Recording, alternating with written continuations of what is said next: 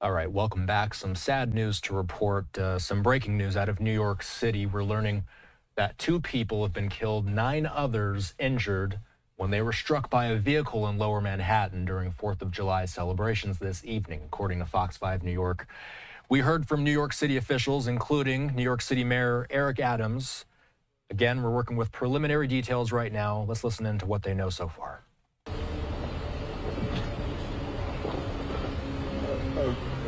Good evening. Joined by members of EMS, NYPD, FDNY. We had a tragic incident that took place here. A driver drove into a crowd of people who were actually just celebrating like so many New Yorkers and Americans are doing right now. We have a total of 9 injuries. And it appears as though at this time, based on preliminary investigation, the driver was under the influence. This is extremely early. We're going to conduct a thorough investigation. It doesn't appear at this time that this was terrorist related. We're going to have Chief Madry give an overview, and EMS will give an overview of the injuries of those who were involved in this incident. Chief Madry? Yes. Thank you, Mr. Mayor. Good evening to members of the media. And as the mayor said, this is still a very new investigation, and we're still working out the details. And before I even give any details, I really want to just give sympathy to the families, not only the families, the victims of this incident, but even the people who were here in the park who were celebrating on a beautiful 4th of July evening. And that's exactly what happened. About 8:55 this evening, you had many families inside of Corliss Hook Park, which is right here at the intersection of Water Street and Cherry Street.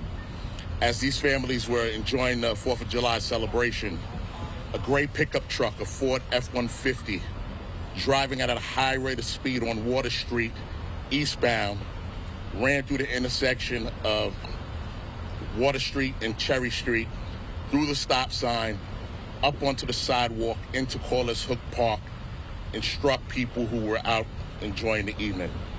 At this time, we have 9 people who were struck. Right now, we believe, 2 of them are confirmed DOA. Our FDNY chief will give some more details about the injuries.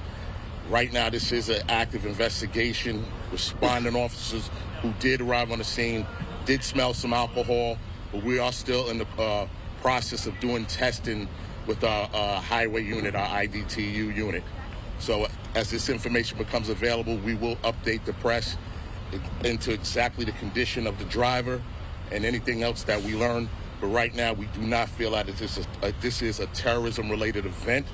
We do believe that alcohol had played a role in this, but we are investigating and we will look further into it. I'll bring up Chief Myers and he'll discuss some of the injuries. Yeah, at this time, EMS has confirmed that we have 9 patients right now. We have 4 red, 3 yellow, and 2 green tags. So the red being critical, yellow being seriously injured, green being not that injured. We arrived on scene within 3 minutes and 24 seconds. The FDNY, they encountered a pickup truck on top of 4 victims. At that time, Ladder 18 and Squad 18 began to operate to extricate the victims out of there. They used airbags, floor jacks, and cribbing in order to lift the vehicle off of the victims. At the same time, EMS arrived on scene and then started to work with ESU as well, who arrived on scene to remove one of the patients. They worked together very well, and that's exactly what our emergency services are supposed to do. What we're meant to do is get on scene quick and again, try to save as many lives as we can and operate in as proficient a manner as possible. And to us, it never matters whether it be police or fire. We're here to cooperate, work together, and again, save New York City citizens. All right, we can take a couple of questions. John Conley, ABC 7. I actually had just a clarification maybe for fire, which is, first of all, you said of those 4, 2 are believed to have have been deceased? Yeah, two or DOA at this time, yes. And then I guess if you could just talk about the types of injuries that the rest of the people faced, and then I guess Because they all got bust out quickly, it's hard for me to say exactly what their injuries are at this time. They're all being evaluated at the hospital. Obviously, the most critical are always handled first at the hospital, kind of like what we see in a mass unit type of situation. They do an assessment.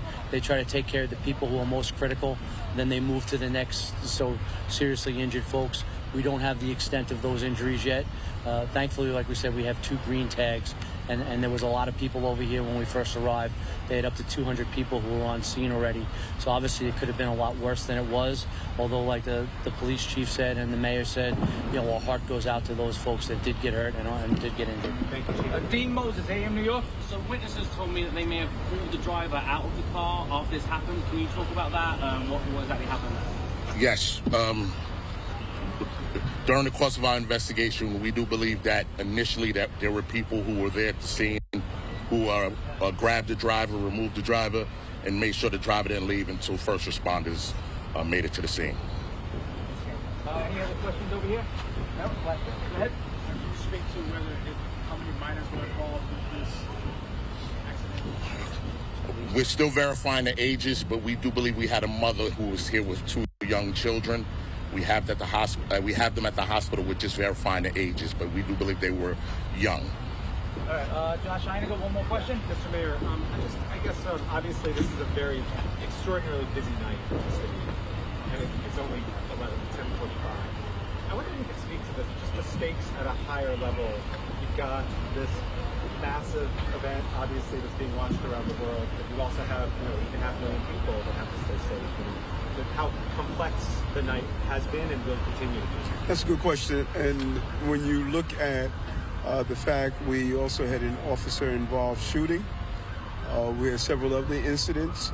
Then you have a tragic incident like this that really impacts family members who were just here celebrating and barbecuing inside a park. The FDNY, the NYPD, they have to respond to all these jobs, and they have to immediately assess the situation and go out and make sure that thousands of people who are out watching the fireworks will get home safely. And it just really understand the complexities of that. This is just not one incident that took place tonight. There's several incidents that NYPD and FDNY and EMS are responding to, and they're going to be out all night to make sure that those who were celebrating Independence Day can get home safely.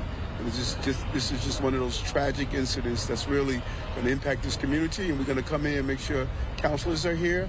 But it just goes to show you the job that the men and our first responders have to carry out every night.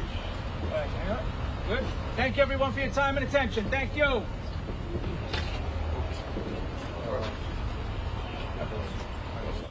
Right, a very sad situation out of New York City on this 4th of July. 2 people killed, 9 others injured when they were struck by a vehicle in Lower Manhattan during 4th of July celebrations. Police said that this happened around 8:55 p.m. local time. Vehicle in question being a gray Ford F150 pickup truck that was traveling at a high rate of speed, striking people who were out enjoying the evening.